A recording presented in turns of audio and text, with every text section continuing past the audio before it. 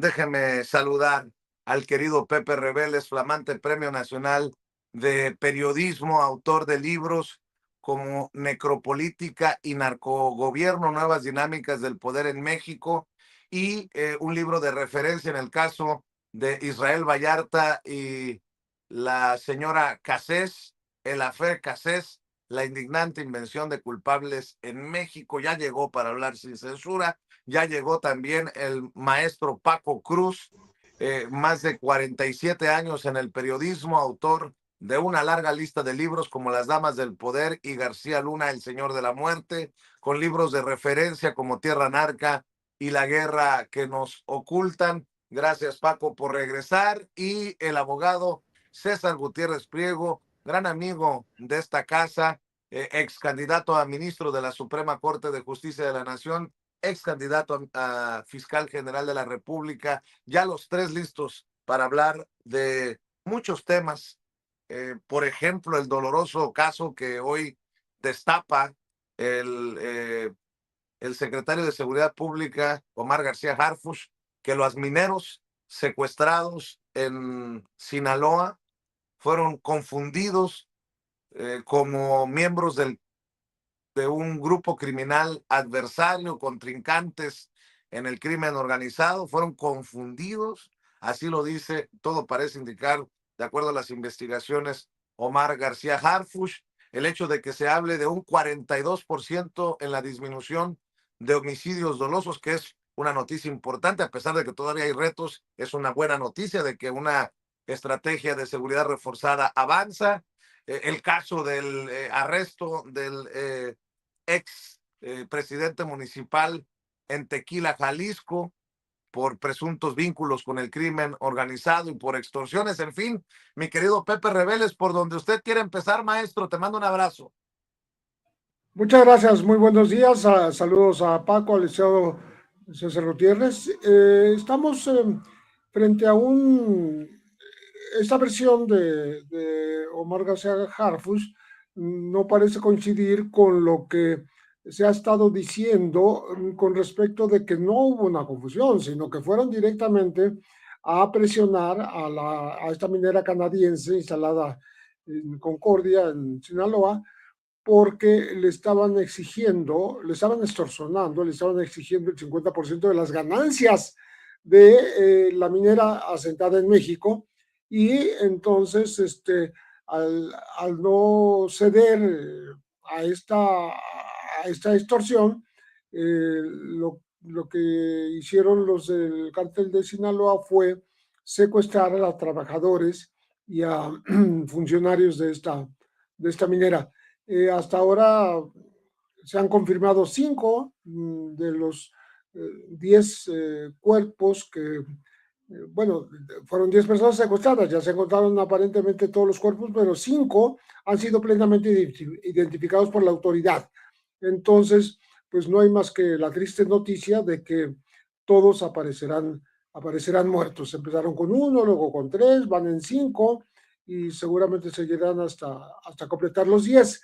Pero es un tema de extorsión y es una faceta poco conocida del cártel de los Chapitos, porque siempre se habla de una delincuencia organizada que tiene que ver con el tráfico de drogas y particularmente de fentanilo a los Estados Unidos, pero no tanto de extorsiones.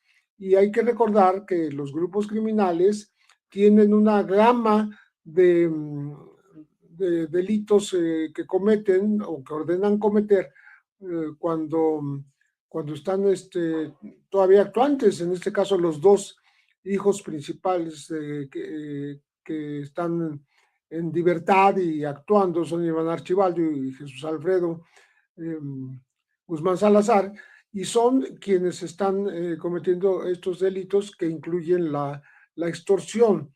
De hecho, la minera había cerrado temporalmente sus actividades mientras pasaba esta crisis y bueno, no sabemos si se va a quedar en México, qué va a pasar, porque sí es un golpe muy pesado matarle a 10 de sus trabajadores, ¿no?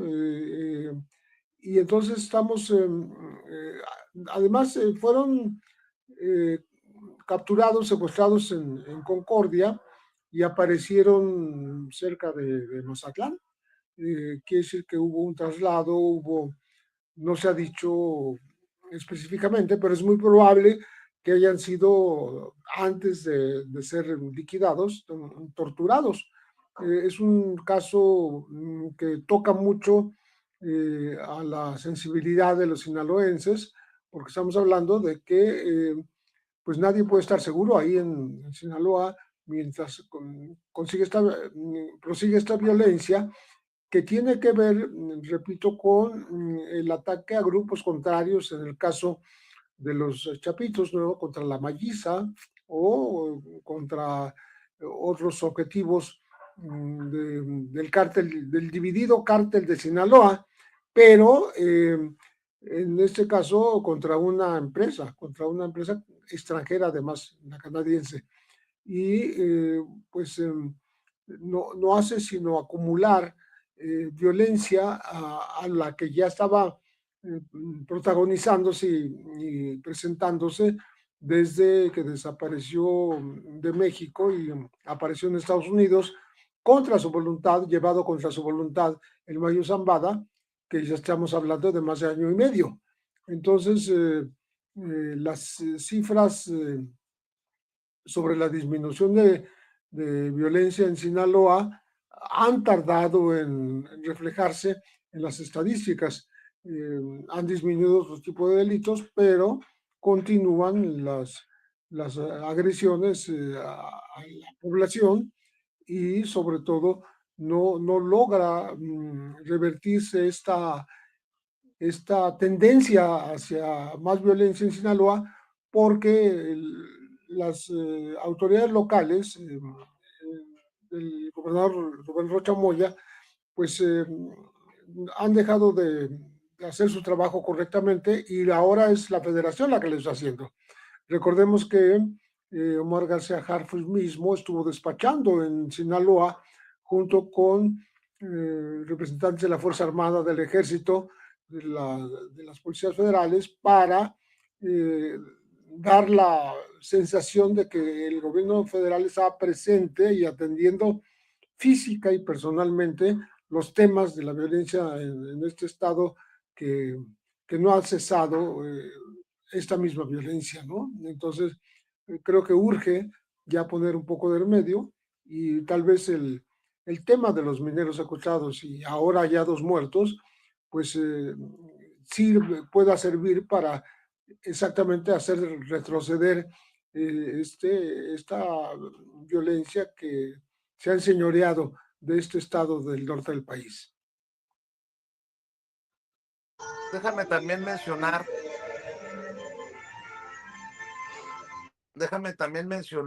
¿Ya celebrando tan temprano, mi gente? No, creo que es un audio que se nos está metiendo en la transmisión, mi querido César. Paco, el tema de estos cartuchos encontrados en México que también exhibirían este tráfico de armas y cartuchos hacia México, incluso desde las más altas esferas de seguridad de Estados Unidos, porque serían armas de uso exclusivo del ejército de Estados Unidos. Ahí van quedando los temas, maestro Paco Cruz, te escuchamos. Déjenme decirles, parece que es mi audio el que se escucha con un poco de música, ¿cierto? Pero no la puedo controlar. Es así, Ceci. No puedo controlarla, pero déjame decirte, Vicente, rapidísimo, ¿cuál es el problema? Déjame tomar el tema de la inseguridad.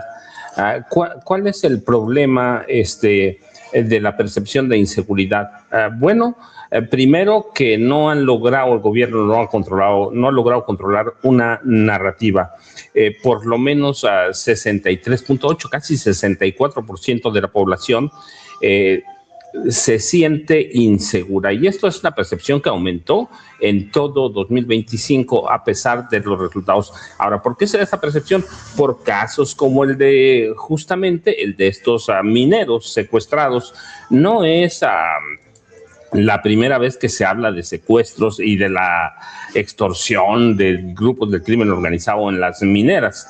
Yo recuerdo, mira, en la página 156 de La Guerra que nos ocultan, alertó que mineras canadienses trabajaban con el cártel de Sinaloa, justamente. ¿Por qué? Porque tenía que trabajar con ellos, punto, por extorsiones, ¿sí? Y yo recuerdo Robert McEwen, que era director de una gran minera canadiense, le hicieron una entrevista en una revista que se llama Metal News, sentado en cuanto eran 100,000 onzas de oro, en lingotes claramente, y él habla sobre los vínculos o la forma que tienen que trabajar con los grupos del crimen organizado.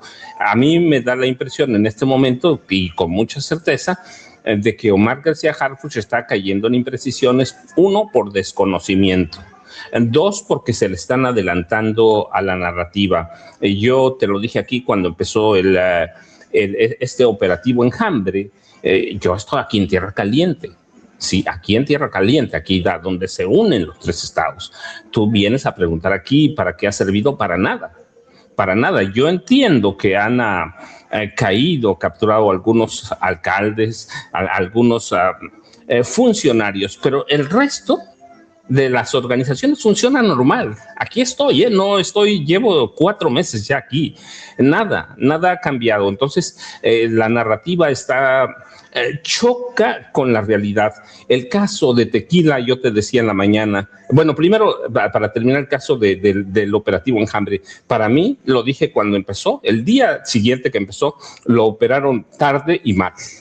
Por esto que te estoy platicando y porque aquí estoy, no estoy en otro lado, estoy en Tierra Caliente. Tarde y mal. Ahora, ¿qué pasó en Tequila? Lo operaron bien, pero tardío.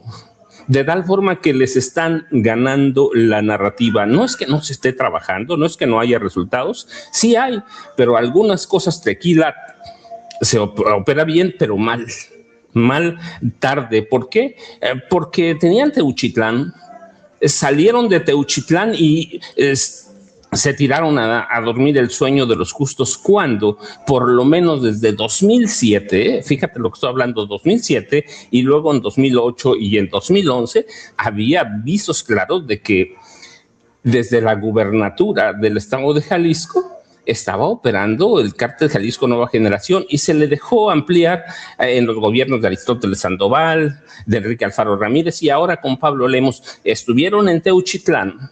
Sí, arreglaron Teuchitlán y se tiraron a dormir el dueño de los justos. Se les olvidó que toda la zona metropolitana de Guadalajara, que incluye Tequila, que incluye Teuchitlán, que están a como 60 kilómetros cada uno, sí, están operando los grupos de crimen organizado abiertamente, ¿sí? Yo recuerdo, por ejemplo, que había una nota de un periodista de Guadalajara, del presidente municipal, Diego Rivera, que tenía un reloj que costaba 80,000 euros. 80,000 euros, ¿sí? 80,000 euros. A nadie en el gobierno federal o en el gabinete de seguridad, a nadie en Morena se le hizo raro que el presidente municipal tuviera un reloj de 80,000 euros. Y eso estoy buscando los modelos básicos de ese reloj. Hay modelos que valen hasta 1.5 millones, 2 millones de euros, ¿sí? Así que ahí está operándose tarde, mal, por desconocimiento, o bien, pero tardío, también por desconocimiento, o porque les ha ganado la prisa, y eso permea en la sociedad. Eso ha permitido que no haya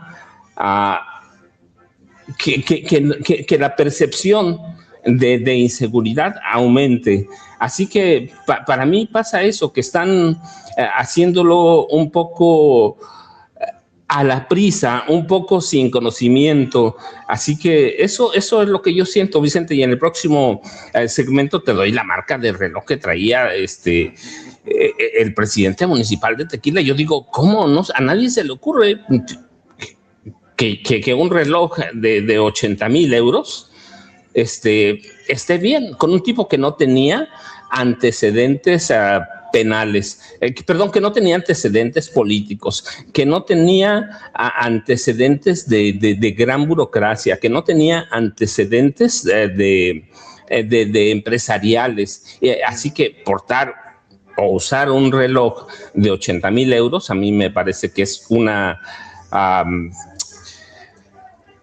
no sé, ¿verdad? No sé cómo calificarlo, pero era un Richard Mille, ¿sí? Que el más barato cuesta 80,000 euros.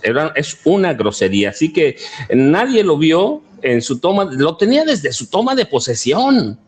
Eso verdaderamente. Y luego, también, ya el último, y con esto cierro, para mí hay la sensación, y esa tengo yo, y con certeza, de que hubo una especie de justicia selectiva. Porque todo el mundo dice, pues será del fuero común. Bueno, pues entonces, ¿qué hizo la Secretaría de Seguridad? Dice, no, es que está investigando. No, espérate, ¿sí? Entonces no hubo coordinación con Jalisco, por lo que fuera, o por lo que sea. ¿Por qué? Porque actuaron hasta que la tequilera Cuervo, que es la más importante de Jalisco, presentó denuncias serias. Entonces hay muchos errores. No digo que no se esté trabajando y no digo que no haya resultados, digo que hay errores producto de precipitación, producto de desconocimiento, producto de muchas cosas que se están juntando, y luego producto de que lo hemos dicho aquí, los medios públicos no han logrado no han logrado penetrar más en la narrativa, y por eso hay esa percepción de inseguridad, Vicente, César y Pepe. Así es, y precisamente sobre este tema escribe su columna César Gutiérrez Priego. Tú dices, César, la operación Enjambre es para confirmar que la impunidad sí puede dejar de ser moneda de cambio, que no son reyesuelos a nivel municipal estos personajes. Danos tu opinión, cuéntanos un poco de lo que escribes, César. Fíjate, Vicente, antes que nada, un placer saludarte a ti, a Paco, a Pepe. Mi solidaridad contigo, porque he visto ataques en redes sociales por parte de la derecha a diario, por parte de Ricardo Salinas, con calumnias que, bueno, la verdad es que están fuera de cualquier lugar, pero que tú siempre, ¿no?, en tu forma muy particular y directa, eres valiente, y por eso yo creo que somos amigos, y la verdad es que todo mi respeto. Con Pepe me dio muchísimo gusto ver el día de ayer un documental muy profesional, muy bien hecho sobre Daniel Arismendi, el Mocharejas. Paco se lleva, por supuesto, el documental, siempre con datos muy, muy, muy directos, muy claros. Mis respetos. Pepe, perdón. Y con Paco, pues agradecerle que por fin me parece que ya lo militarizamos, porque después de ver ese corte así muy reglamentario que trae, pues nos cuenta que alcanzamos uno de los objetivos. Pero, César, estoy en tierra caliente, ¿sabes? 36 grados. 36, imagínate, pues, con el pelo más largo. Era el ídolo de la fachiza, haya sido como haya sido, ya lo conseguimos, ¿no? Pero fíjate, en realidad yo lo que veo aquí es que incluso hay que saber y entender la división de una cosa es el partido Morena y otra cosa es el gobierno de cada entidad federativa y el gobierno de México. Si bien es cierto, la doctora Claudia Sheinbaum emanó del partido Morena, ahora ella es la presidenta de México, es la comandante suprema de las Fuerzas Armadas y es la titular del Ejecutivo Federal. Y ya no tiene nada que ver con Morena. Por supuesto, ella puede ser una líder moral, pero no tiene nada que ver en la toma de decisiones internas que tenga su partido. Respecto a lo que sucedió en el municipio de Tequila, como a lo mejor en muchos otros municipios ha estado sucediendo, es que hay que recordar algo. Las denuncias sí se presentaron en la Fiscalía General de Justicia del Estado de Jalisco. Hay 4 carpetas de investigación que pues simple y sencillamente sufrieron el sueño de los justos, ¿no? No se trabajaron, no se solicitaron órdenes de aprehensión, lo cual pues, nos hace pensar que también existe corrupción en la Fiscalía Estatal y que por lo mismo pues, había contubernio, ¿no? Y que tuvo que ser la Fiscalía General de la República, por medio del trabajo de investigación que llevó a cabo la Secretaría de Seguridad y Protección Ciudadana, para que se pudiera detener al presidente municipal. Como bien lo dice Paco, ¿no? Y en eso coincido, las denuncias no son de ahorita, ya tenía tiempo hacerlo. Pero hay que recordar un hecho, y eso no lo podemos nosotros negar. Nosotros teníamos un fiscal general de la República que parecería que trabajaba más por obligación que por vocación de servicio. Después de que el fiscal general de la República se fue, empezamos a ver una forma de trabajo y de coordinación muchísimo más amplia. Hemos estado viendo operativos a nivel nacional, hemos estado viendo incluso la forma en que la estrategia de seguridad, porque hay que recordar que si bien el mérito se lo lleva a Omar García Harfuch, la estrategia de seguridad, quien la propone es la presidenta de México, quienes la ejecutan son las diferentes, obviamente, instituciones encargadas de la seguridad de nuestro país, que es Secretaría de la Defensa, Secretaría de Marina, ¿no? Dentro de la Secretaría de la Defensa está el Ejército, la Fuerza Aérea, la Guardia Nacional, que tenemos a un Centro Nacional de Inteligencia, que ahí sí ya entra la Secretaría de Seguridad, y que hay un vocero, el vocero es Omar García Harfuch, pero la estrategia quien la designa, quien la ordena es la presidenta de México. Me parece que es valiente al ir y demostrar de forma clara y precisa que la impunidad ha dejado de ser una moneda de cambio y que realmente la estrategia de seguridad nacional en este país está diseñada por medio del operativo Enjambre para desarticular esas redes criminales que se encuentran infiltradas en los diferentes gobiernos municipales y estatales. ¿Cuál ha sido la problemática en los gobiernos estatales? Pues el ejemplo más claro es Francisco Javier Cabeza de Vaca, porque cuando tú vas contra un gobernador, no es nada más el hecho de que exista una investigación a nivel federal. Todos los gobernadores, de acuerdo a la constitución local, ellos tienen la posibilidad de tener un fuero constitucional que les da la constitución de su estado. Y eso también pues, se tiene que ver, obviamente, con decisiones de carácter político.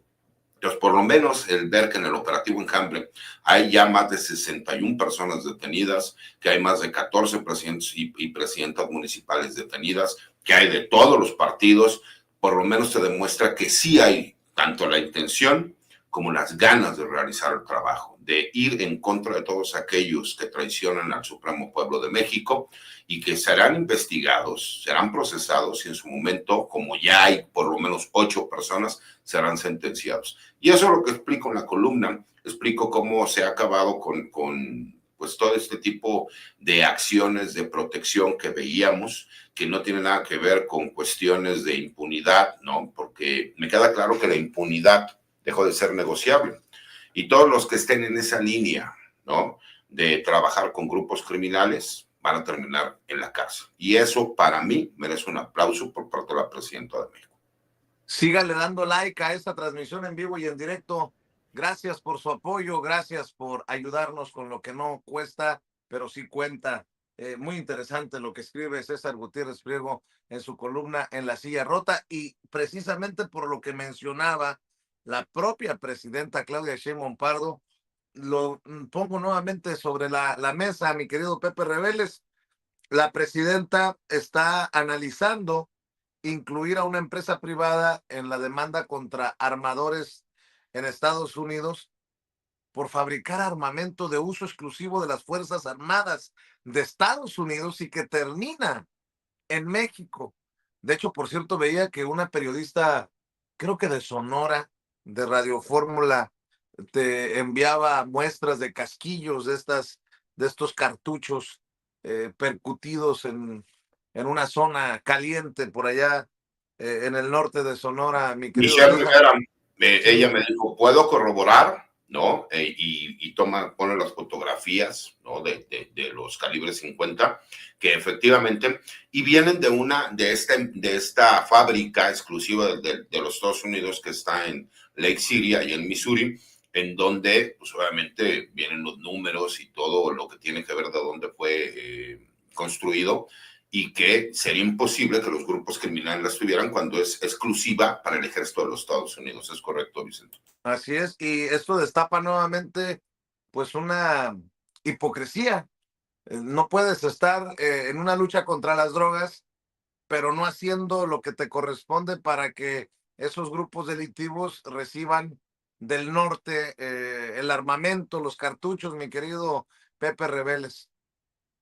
Sí, pues representa una hipocresía por parte del gobierno de los Estados Unidos, que está justamente al mismo tiempo que reclamando la violencia, la criminalidad, llamando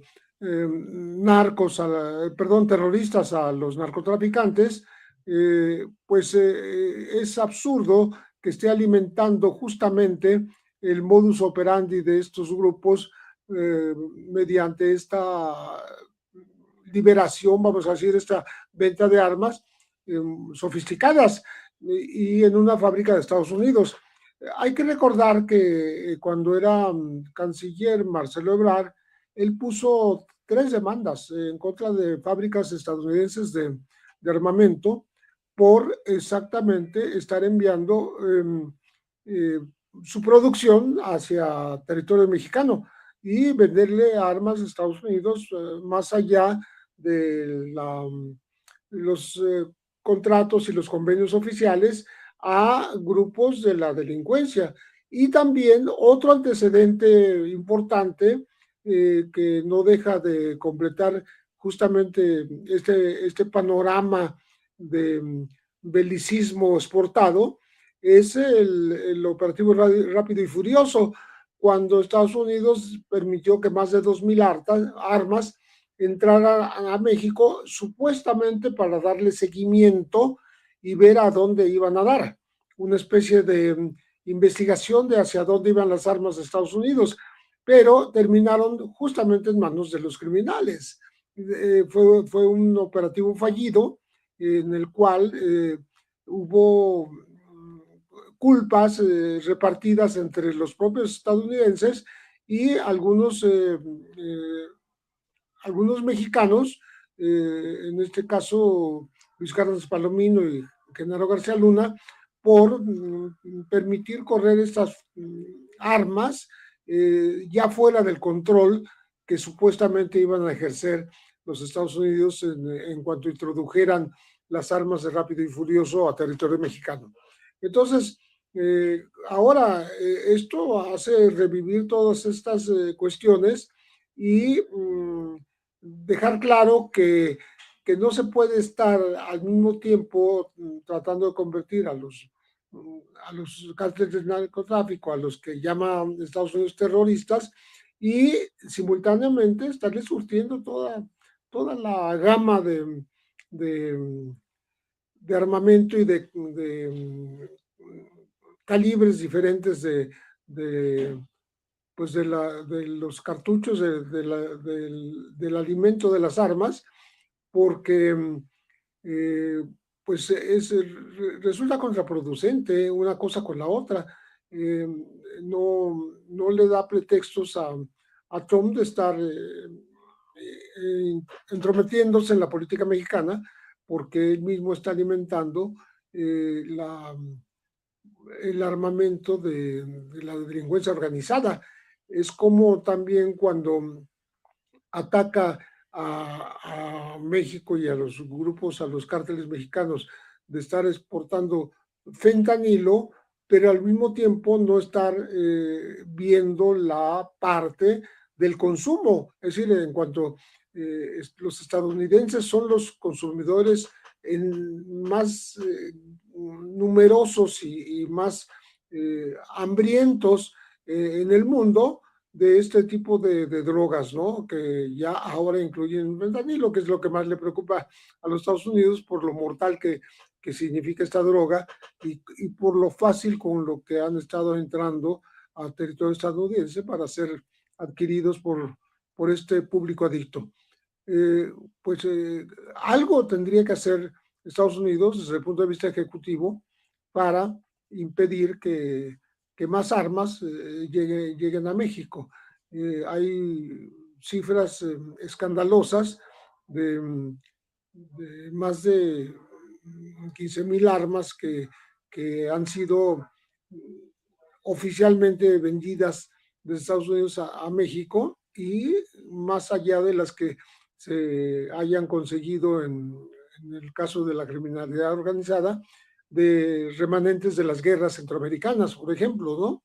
y alguna que otra arma que provenga de Europa, de Alemania o de Rusia, por ejemplo, o los cuernos de chivo, que incluso los chinos están fabricando cuernos de chivo. Entonces, creo que plantea una situación diferente en la estrategia internacional, pero binacional particularmente, de México y Estados Unidos, respecto de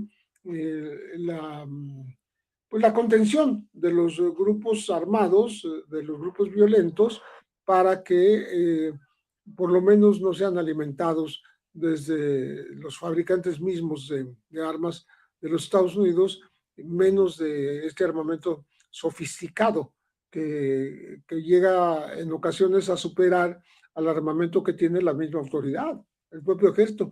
Eso es lo grave, que ellos puedan tener todavía más equipo bélico, más equipo de ataque que las propias autoridades, incluyendo el ejército, la marina y la policía federal. Así es, estoy también al pendiente de lo que dice la presidenta, tratando de leer a la presidenta. Hoy creo que podemos decir que una de sus noticias más importantes y alentadoras es en temas de seguridad. Estoy tratando de hallarle sentido a esto que no va de la mano entre la percepción y las cifras, Paco Cruz, porque la gente estaba esperando precisamente resultados. Hoy la presidenta reconoce al gabinete de seguridad. Hoy podemos decir que las noticias más importantes de este gobierno son en temas de seguridad, y le hacen una pregunta muy interesante a la presidenta. Si cambió la estrategia, dice ella, se reforzó. Mi querido Paco, tus reflexiones, tus comentarios, más lo que quieras agregar de otros temas, si así lo consideras, Paco. No te escucho, Paquito. Discúlpame. Mira, el problema, déjame complementar algo de lo que dice Pepe. El problema con Estados Unidos es que nunca nos va a hacer caso. Nunca, jamás. Hay que recordar, en cuestión de armas de fuego y municiones, hay que recordar, para empezar, el poder que tiene la NRA o Asociación Nacional del Rifle de Estados Unidos. Esa es para empezar. Segundo, que es igual de importante, en los últimos años, el negocio de las armas de fuego, las que podemos manejar, lo que manejan las organizaciones de crimen organizado, el ejército mismo, las policías, se convirtió en un gran negocio. Olvidemos que la economía de Estados Unidos mucho tiene como eje el armamento, pero estas es las armas de fuego de las que podemos usar. Esa industria de armas de fuego y municiones se ha convertido de un negocio de 23.500 millones a un negocio de casi 100.000 millones de dólares. Así que el impacto económico de esta industria de armas de fuego y municiones es altísimo. ¿Y quién controla mucho de eso? Sí, las armerías, pero ¿a través de quién? De la Asociación Nacional del Rifle.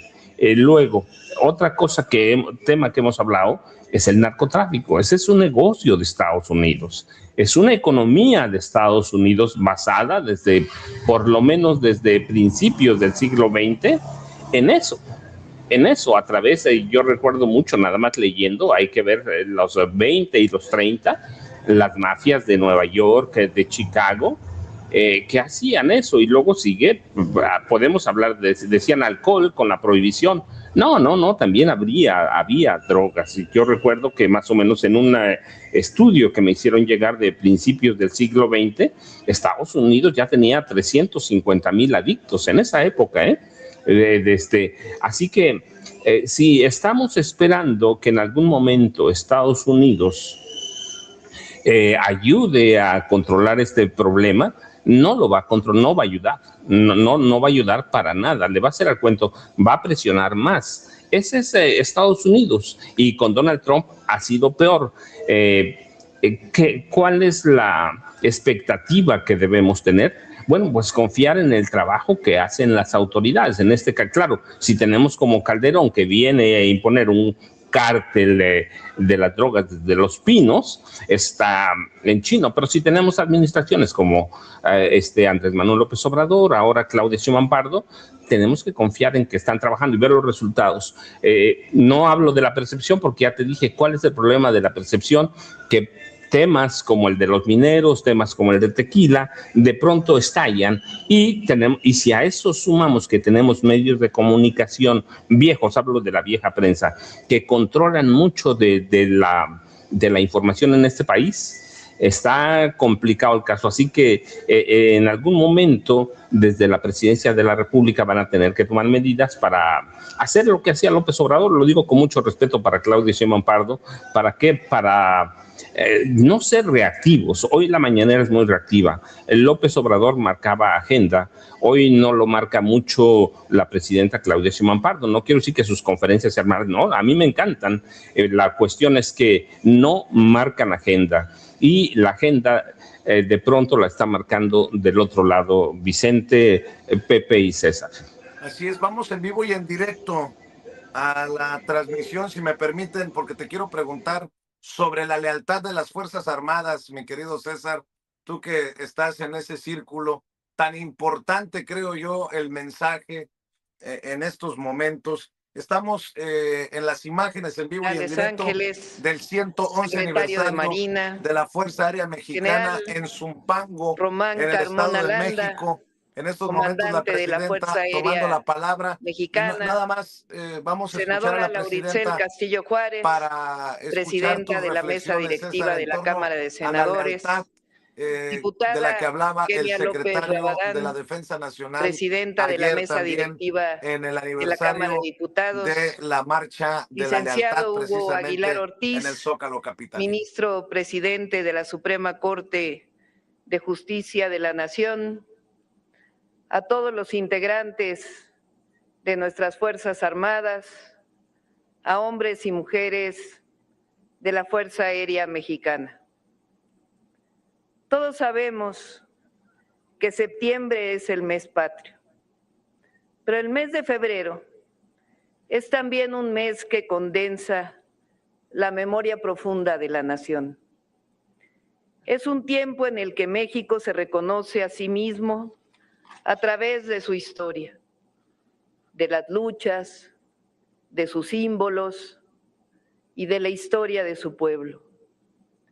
No hablamos solo de fechas en el calendario, hablamos de episodios que definieron quiénes somos, de decisiones colectivas que marcaron el rumbo del país y de valores que siguen y deben seguir siendo valores vivos en la conciencia de niñas, de niños, de jóvenes y de todo el pueblo de México. Este mes nos recuerda que México se ha forjado con valores profundos, que vienen de las grandes civilizaciones que se forjaron en nuestro territorio mucho antes de la llegada de los españoles y también desde la independencia de grandes revoluciones, resistencias, sacrificios y de la esperanza. Cada una de las fechas que conmemoramos en este mes está ligada a un mismo hilo conductor: la defensa del pueblo por su soberanía y el derecho a decidir su destino. Hoy en particular rendimos homenaje a la Fuerza Aérea Mexicana, una institución que encarna ese espíritu histórico de servicio, entrega y compromiso con la gente y con la nación.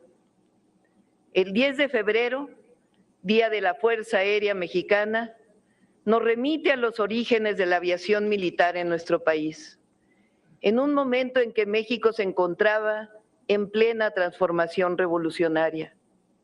A inicios del siglo XX, cuando el país aún enfrentaba enormes carencias materiales, México, el presidente Carranza, tuvo la visión y el valor de mirar al cielo y entender que la soberanía no termina en la tierra firme, sino que se extiende al espacio aéreo.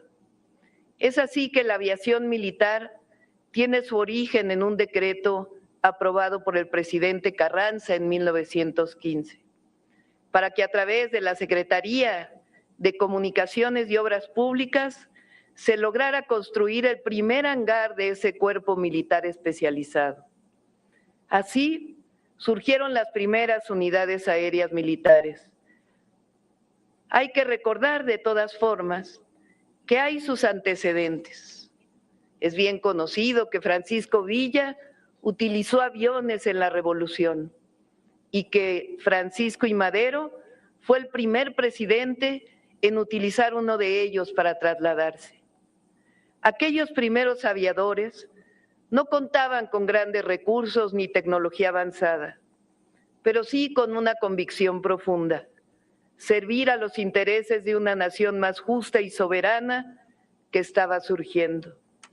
Volaban aeronaves rudimentarias, enfrentaban condiciones extremas y asumían riesgos enormes, conscientes de que estaban abriendo camino para una nueva etapa de la defensa nacional.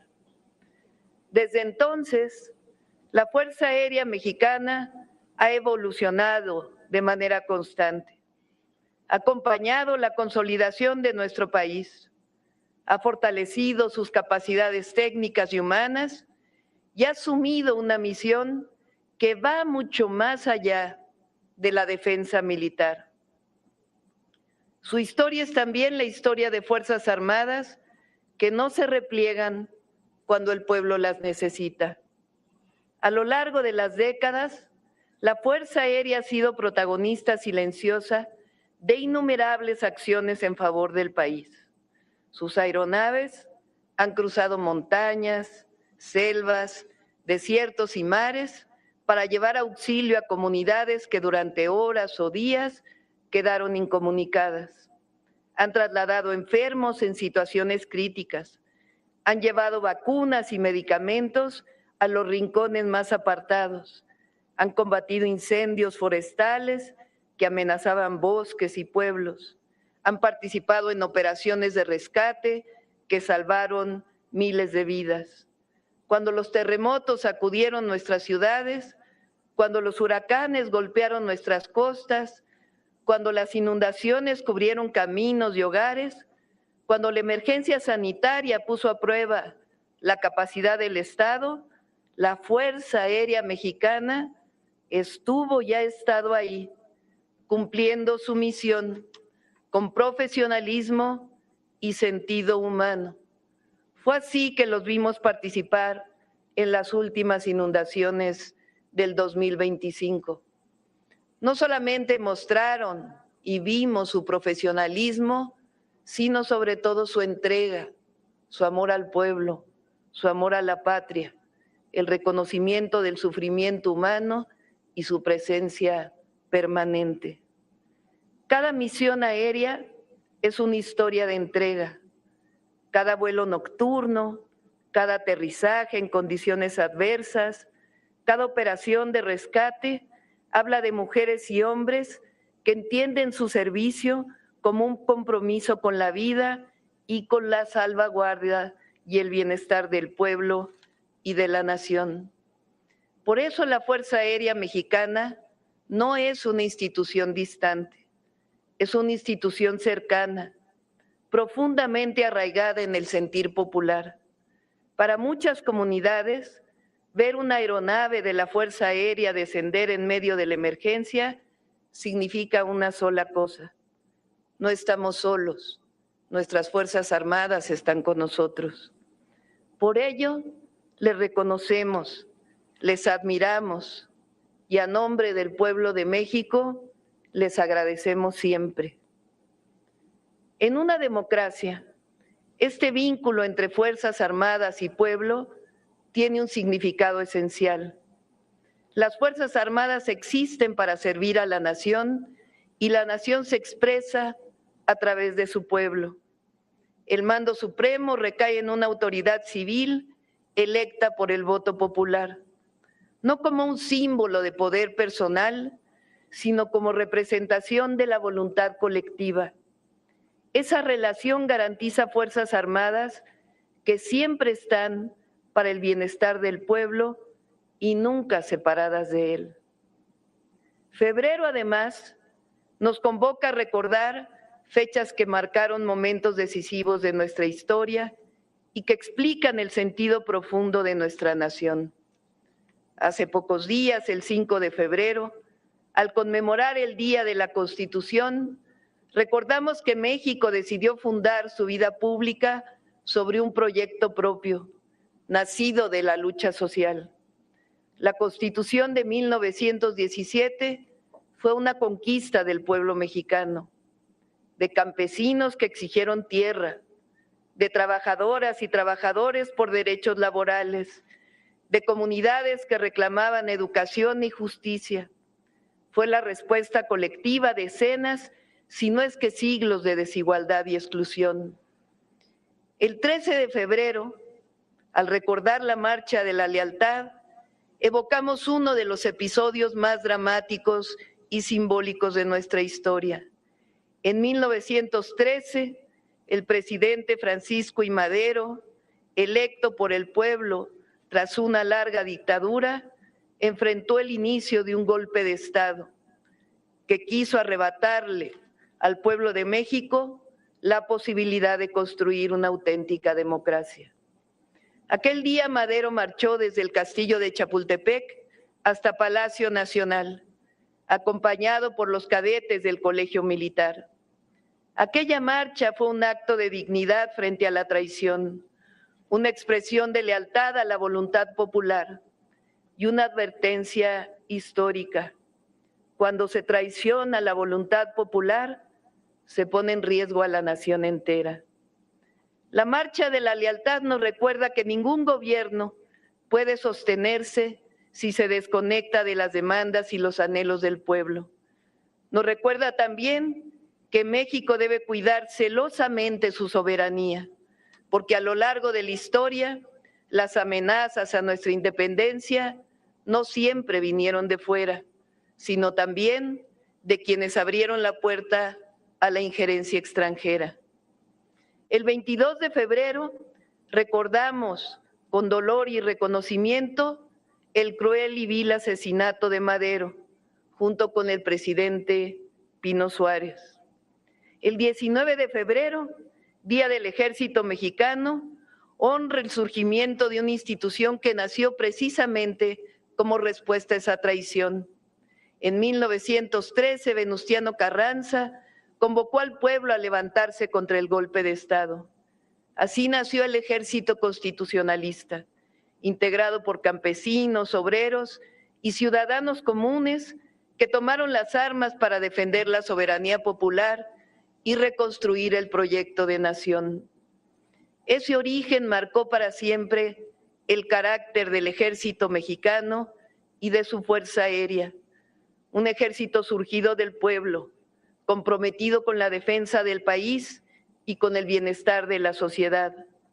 A lo largo de su historia, el ejército ha acompañado al país en su defensa y ha sido un pilar fundamental en las tareas de auxilio y apoyo a la población.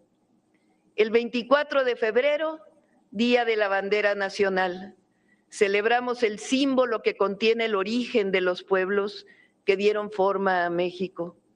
En su escudo vive la memoria ancestral, en sus colores la historia de independencia, de reforma, de revolución, en su significado la unidad de una nación diversa.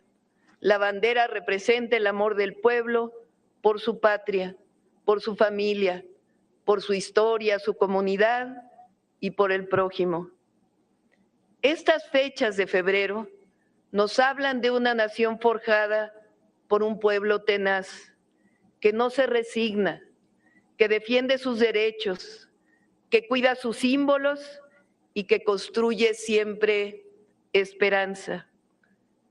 El día de hoy, al rendir homenaje a la Fuerza Aérea Mexicana, reafirmamos un compromiso que atraviesa generaciones: servir siempre al pueblo, proteger la soberanía nacional y honrar la historia que nos da identidad. Que la Fuerza Aérea Mexicana siga volando alto, llevando auxilio donde hay necesidad, esperanza donde hay dificultad y orgullo nacional a cada rincón del país. Muchas felicidades. ¡Que viva la Fuerza Aérea Mexicana! ¡Que viva nuestras Fuerzas Armadas! ¡Que viva el pueblo de México! ¡Que viva México! ¡Que viva México! ¡Que viva México!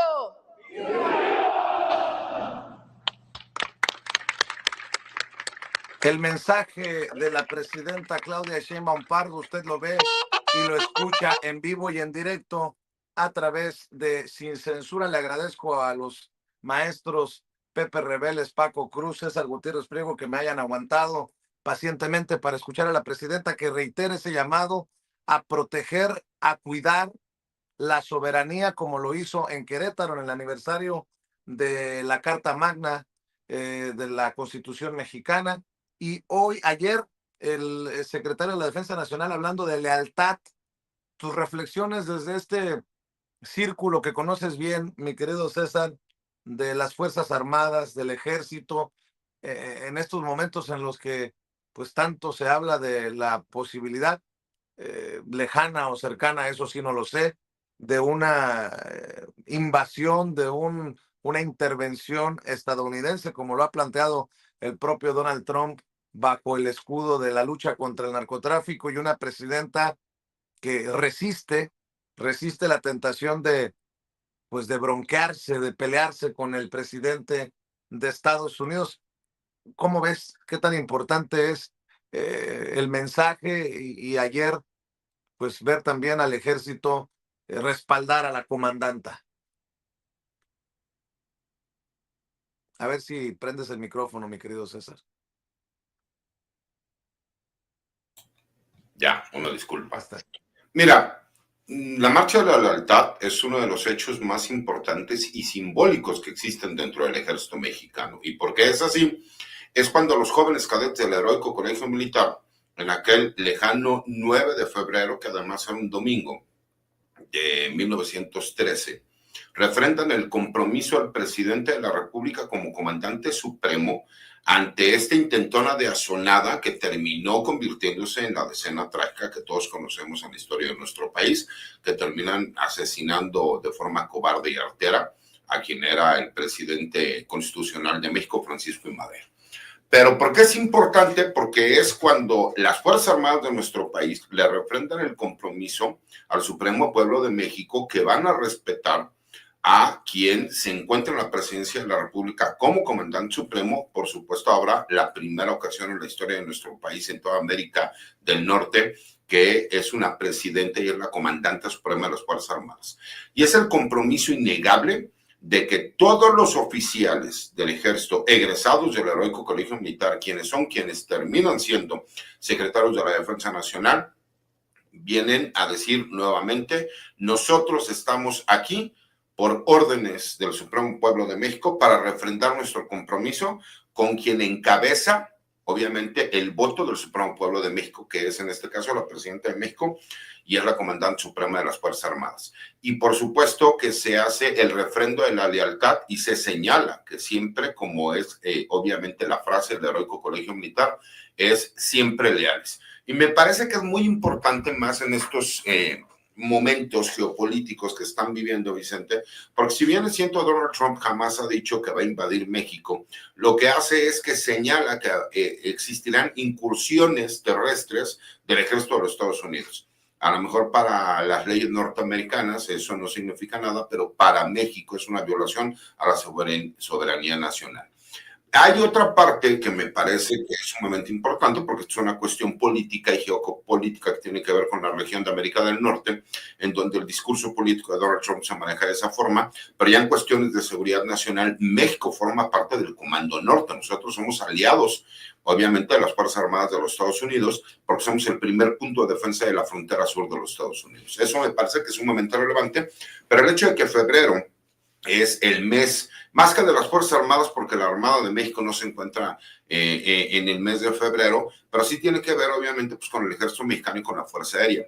El hecho de que el general Ricardo Trevilla y la presidenta de México, la doctora Claudia Sheinbaum, le den la importancia a la Fuerza Aérea Mexicana cuando siempre había sido un poco relevado al ser una comandancia general, que obviamente se reconozca el 111 aniversario, que se reconozca también el hecho de que el primer bombardeo documentado a nivel mundial de un aeronave a un buque de guerra se dio en México en la época de la Revolución Mexicana, y que eso ha trascendido a nivel mundial y que siempre se ha estudiado para todos aquellos que nos gusta la seguridad nacional. Me parece que no son detalles menores, porque refieren al compromiso que tienen todas las mujeres y hombres que forman parte de las Fuerzas Armadas, y que obviamente pues el hecho de llegar y demostrar la lealtad de la presidenta de México al decir aquí estamos, aquí seguiremos y seguiremos siendo leales, y además con el hecho de que nosotros conocemos que después de la época revolucionaria en nuestro país, México es el único país de toda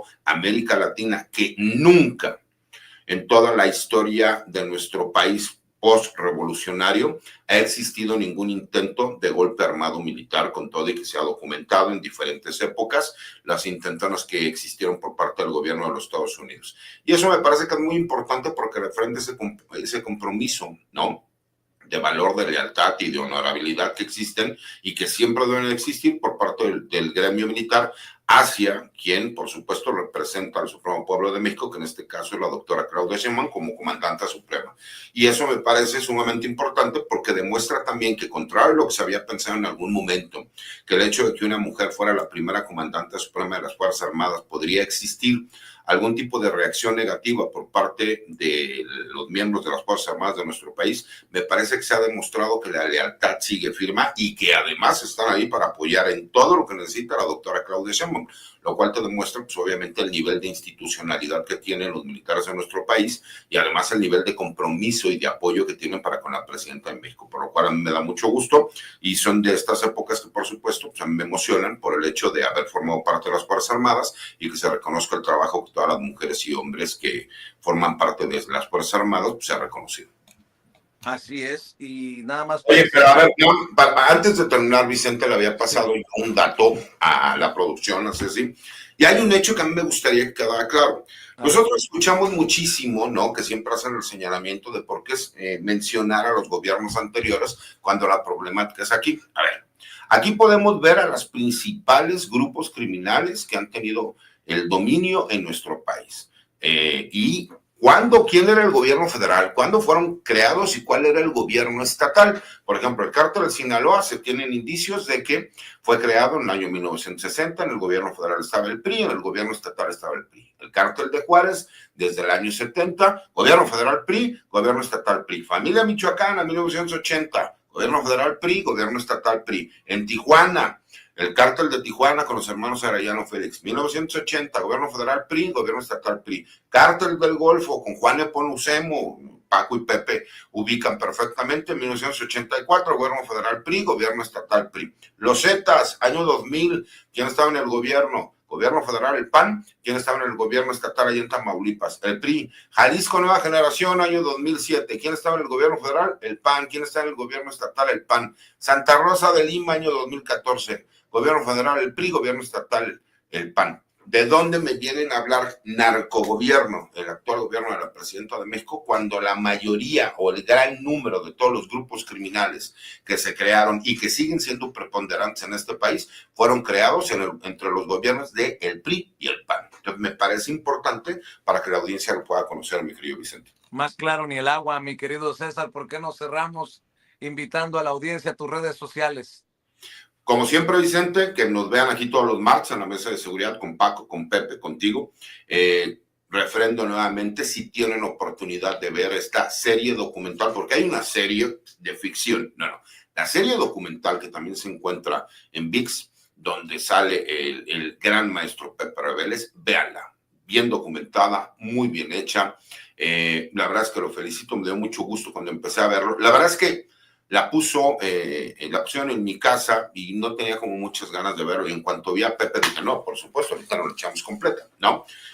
Obviamente, pues que me sigan en mis redes sociales, en @CésarGutiplica, en mi cuenta de X, en mi cuenta de TikTok es @CésarGutipri1, en mi cuenta de YouTube como César Gutiérrez Priego, mis columnas todos los martes de La Silla Rota, los jueves del Heraldo de México y por supuesto aquí en mi casa sin censura, mi querido Vicente. Gracias, mi querido César. ¿Algún breve comentario para cerrar, maestro Pepe Rebeles, flamante Premio Nacional de Periodismo y autor de libros como los que le mencionamos aquí en Sin Censura, Necropolítica y Narcogobierno, y el libro de referencia por el caso Florence Cassés e Israel Vallarta, el affair Cassés? Mi querido Pepe, ¿con qué te despides? Pues muchas gracias al licenciado César Gutiérrez Priego por estos comentarios respecto del documental y pues seguimos trabajando en eso. Me parece que no tocamos hoy un tema que a mí me parece que debería ser muy interesante porque se ha dado en Estados Unidos una condena ridícula de 5 años contra el Minilic, contra Damaso López Serrano, hijo del licenciado que está en prisión en Estados Unidos también, 5 años nada más. Pero en ningún momento se tomó en consideración que está comprobado, está perfectamente acreditado como el autor intelectual del asesinato del periodista Javier Valdés Cárdenas allá en Sinaloa, que fue un asesinato sumamente cruel, en plena calle, haciéndolo arrodillarse, disparándole, y la viuda de Javier, que es Griselda Triana, ha protestado y dice que va a iniciar algún trámite en México para que este hombre, si es liberado en Estados Unidos, pues sea juzgado aquí por el crimen de Javier, porque es un crimen que dejó a la sociedad mexicana y al periodismo muy sentidos, como el de Miroslava Brecht también, pero que no ha tenido una solución de continuidad, no se ha investigado como debe ser, y sobre todo a Estados Unidos le valió absolutamente no le importó en absoluto, ¿no? Y entonces lo está condenando a estos 5 años. Puede recibir beneficios y salir libre mucho antes, pero va a quedar impune justamente el crimen de un periodista mexicano muy destacado, también autor de libros, un hombre que supo cómo tratar los problemas en donde él vivía, en Sinaloa, en los problemas del narco, y que en un momento dado fue atacado por esta gente que tenía un poder dentro del cártel de Sinaloa derivado del Chapo Guzmán, y tenían incluso control sobre parte de la península de Baja California, parte de Sonora, y pues el Minilic actuó y ahora está quedando impune por el crimen de Javier Valdés Cárdenas. Pues qué interesante que lo menciones, mi querido Pepe Rebeles, y claro que hay que darle seguimiento al gran Javier Valdés. Si alguien conocía también de narcotráfico, era él, cofundador de Río 12 y autor de libros de referencia en este tema, Javier Valdés, que en paz descanse. Mi querido Paco Cruz, cerremos invitando también a tus redes sociales, por favor, Paco. Vicente, yo ya sabes, @Paco Cruz Jiménez en X, antes Twitter, Francisco Cruz Jiménez en Facebook, y mira, nada más la condena a Damaso López Serrano, el Minilic, nos muestra lo que es Estados Unidos y las negociaciones que ha tenido con todos esos narcos a los que llamó terroristas. Pues eso es lo que debemos esperar de la Casa Blanca. Pepe, César, un abrazote a ti, Vicente, también temprano, nos vemos mañana a las 6 de la mañana. Claro que sí, gracias Paco, gracias Pepe, gracias abogado César Gutiérrez Priego, que pasen excelente martes. La mesa de seguridad, que hoy se extendió un poco por el mensaje en vivo y en directo que escuchamos y vimos a través de Sin Censura de la presidenta Claudia Sheinbaum Pardo, reconociendo a la Fuerza Aérea y a las Fuerzas Armadas de nuestro país.